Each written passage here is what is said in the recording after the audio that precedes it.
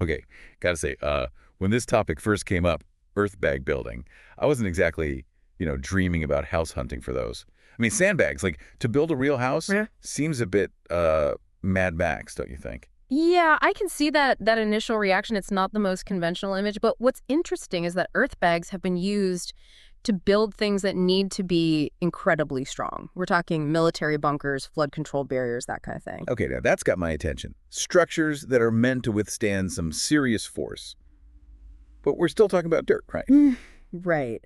And the thing is, there's a reason they use it. Have you seen this quote here in the materials about using earth bags for munitions storage? Because get this, it says they can be stronger than steel. Stronger than steel. Okay, now you've really got me hooked.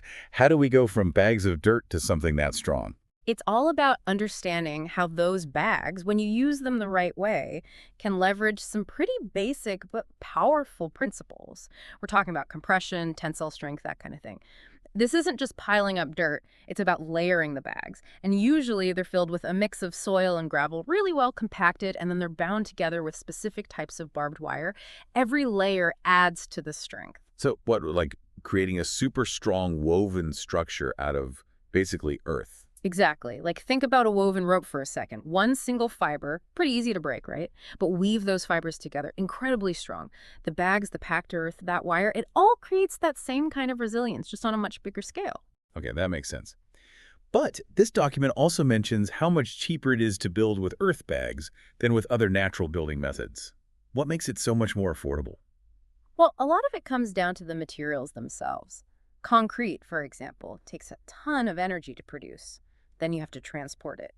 With earth bag construction, you're mainly using soil and gravel, which you can often get right from the building site. So it's like the ultimate local material. You're saying I could build a house from my backyard. Well, it's not quite that simple. But the point is, it's incredibly resource efficient. In fact, this research paper actually says that building an earth bag wall could be something like 25% the cost of a comparable concrete block wall. Wow, that's a huge difference.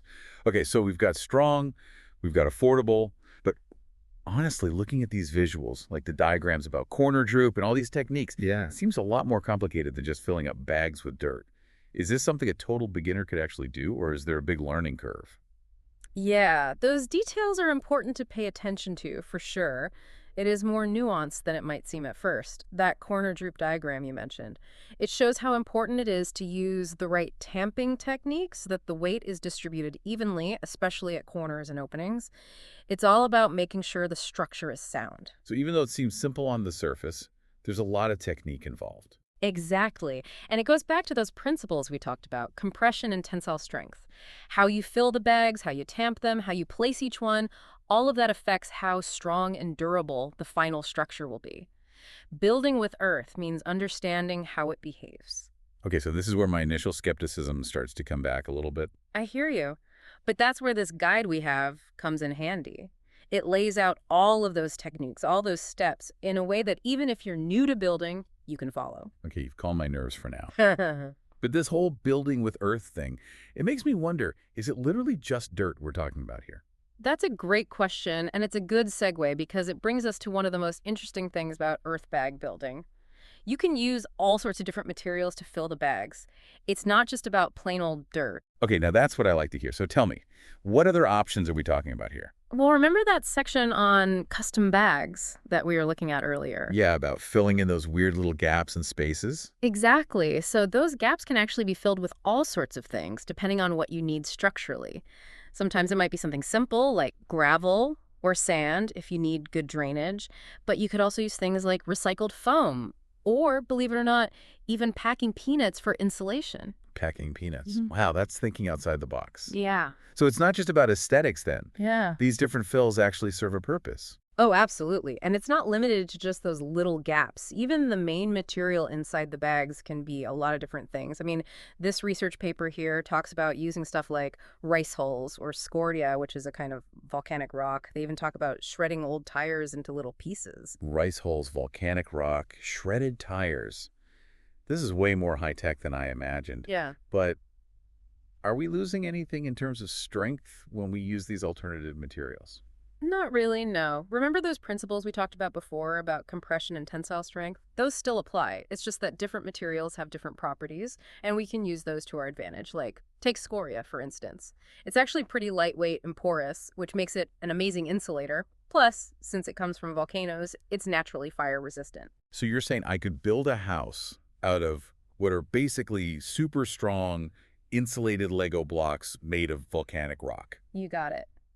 It all comes down to choosing the best material for the job and for the climate. And that actually brings up another important point, which is that you can build with earth bags in all sorts of climates, not just deserts. Oh, really? Yeah. I have to admit, when I pictured earthbag houses, I pictured, those classic desert landscapes. Yeah, it's a common misconception. And I mean, it's true that earth bag walls have this thing called thermal mass, which makes them really well suited for hot, dry places.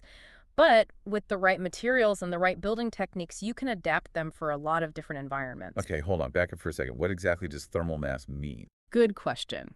It basically means how well a material can absorb and store heat energy. Think of how a cave will stay cool even when it's boiling hot outside, or how a stone fireplace can keep giving off heat long after the fire's gone out. That's thermal mass. Earth is naturally dense, so it's got great thermal mass. So it's like building your own natural temperature control right into the walls. You got it. And this is where those alternative materials come in handy again. If you incorporate things like scoria or rice hulls, you can actually tweak the thermal mass and the insulation of the walls depending on the climate. It's like fine-tuning the house's internal temperature control system. That's wild. It just seems like there's so much thought that goes into this whole thing, so much ingenuity. It's impressive, for sure. And it's not even just the materials themselves. The way you build the earth bag walls is a big part of how well they work thermally.